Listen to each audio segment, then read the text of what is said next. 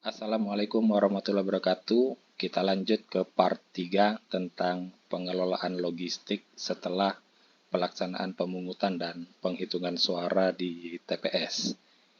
Ini seri part terakhir yang saya buat berdasarkan mengacu keputusan KPU nomor 66 tahun 2024 tentang pedoman teknis pemungutan dan penghitungan suara di TPS. Nah, pengembalian logistik, Ketua KPPS menyampaikan kotak suara tersegel kepada PPK melalui PPS. Kemudian Ketua KPPS menyampaikan C hasil salinan dalam sampul formulir salinan berita acara dan sertifikat hasil pemungutan dan penghitungan suara di luar kotak untuk yang kepada PPS untuk diumumkan di wilayah kerjanya. Kemudian C hasil salinan yang dimaksud juga disampaikan dalam bentuk dokumen elektronik dengan format PDF diberikan kepada PPS dan PPK melalui Sirekap Mobile. Nah, berapa jumlah C hasil salinan yang dibuat? Pertama, untuk KPU itu dimasukkan ke dalam kotak suara jumlahnya satu rangkap untuk 5 jenis pemilu mulai dari Presiden, DPR RI, DPD RI, DPRD Provinsi, dan DPRD Kabupaten Kota. Kemudian untuk PPK juga ditaruh di dalam kotak suara untuk 5 jenis pemilu. Kemudian untuk PPS ini yang di luar kotak tadi, ini peruntukannya diumumkan di kelurahan desa. Kemudian satu rangkap 5 jenis pemilu juga diumumkan di TPS. Kemudian satu rangkap 5 jenis pemilu diberikan kepada pengawas TPS, kemudian masing-masing satu rangkap untuk saksi sesuai dengan jenis pemilu itu di luar kotak. Yang pertama, saksi presiden dan wakil presiden tidak 3 rangkap sesuai dengan jumlah calon. Kemudian saksi untuk DPR, DPRD Provinsi, dan DPRD Kabupaten Kota masing-masing 18 rangkap sesuai dengan jumlah partai politik peserta pemilu, kemudian saksi DPD sesuai dengan jumlah calon. Kalau di Kalimantan Utara ada 16 calon DPD. Nah, kemudian apa isi dalam kotak suara PPWP atau Presiden dan Wakil Presiden? Jadi Ketua KPPS dibantu anggota KPPS ke-6 dan ke-7 memasukkan sampul ke dalam kotak suara Presiden dan Wakil Presiden antara lain. Pertama, sampul yang berisi C hasil salinan untuk PPK dan KPU Kabupaten Kota. Jadi masuk ke dalam kotak, kemudian formulir ke dalam sampul formulir kejadian khusus atau keberatan saksi di TPS, kemudian formulir A surat pindah memilih, kemudian daftar hadir pemilih, kemudian formulir model A daftar pemilih.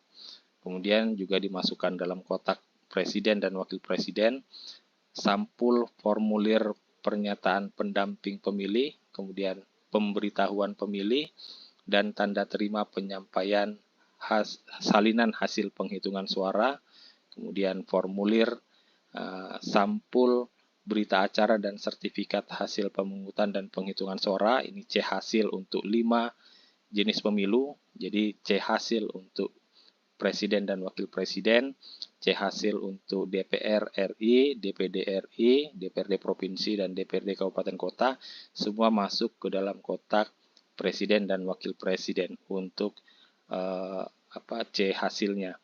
Kemudian di dalam kotak suara Presiden juga masuk surat suara Presiden dan Wakil Presiden yang diantaranya untuk suara sah, suara tidak sah, surat suara tidak digunakan, dan surat suara rusak atau keliru coblos. Kemudian seluruh surat suara yang diikat sesuai dengan hasil penghitungan suara tadi dimasukkan ke dalam kotak masing-masing jenis pemilu. Nah, Ketua KPPS memastikan sampul formulir salinan berita acara dan sertifikat hasil pemungutan dan penghitungan suara disampaikan kepada PPS tidak dimasukkan ke dalam kotak suara. Kemudian Ketua KPPS dibantu KPPS 6 dan 7 mengunci kotak suara menggunakan segel plastik sebagai alat pengaman lainnya pengganti gembok kotak suara dan ditempel segel pada segel plastik sebagai alat pengaman lainnya pengganti gembok.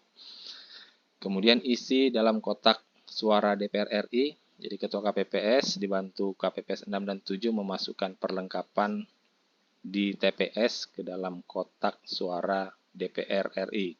Pertama, alat untuk mencoblos pilihan, kemudian tinta, lem atau perekat, ballpoint, spidol berwarna biru, tali pengikat alat pemberi tanda pilihan, alat bantu tunanetra, daftar pasangan calon, DCT atau daftar calon tetap mulai dari DPR, DPD, DPRD provinsi dan kabupaten kota, kemudian alat penghapus tulisan cair, pembatas halaman, penjepit kertas berukuran sedang sampai besar, dan pita perekat kertas.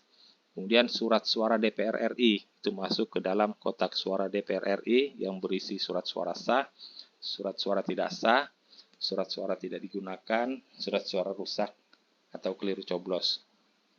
Kemudian untuk kotak suara DPD, DPRD provinsi, dan DPRD kabupaten kota, masing-masing dimasukkan surat suara sesuai jenis pemilunya, yaitu surat suara sah, tidak sah, yang tidak digunakan, kemudian surat suara rusak atau keliru coblos. Jadi dimasukkan sesuai dengan jenis pemilunya.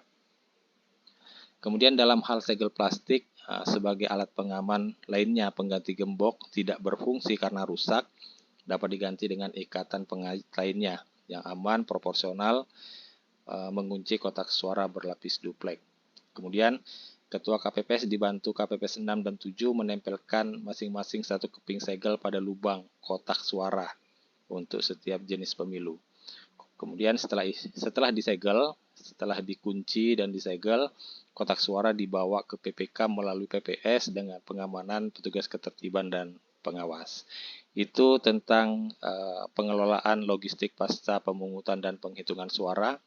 Video selanjutnya saya akan sampaikan tentang jenis-jenis formulir yang akan diterima oleh petugas KPPS.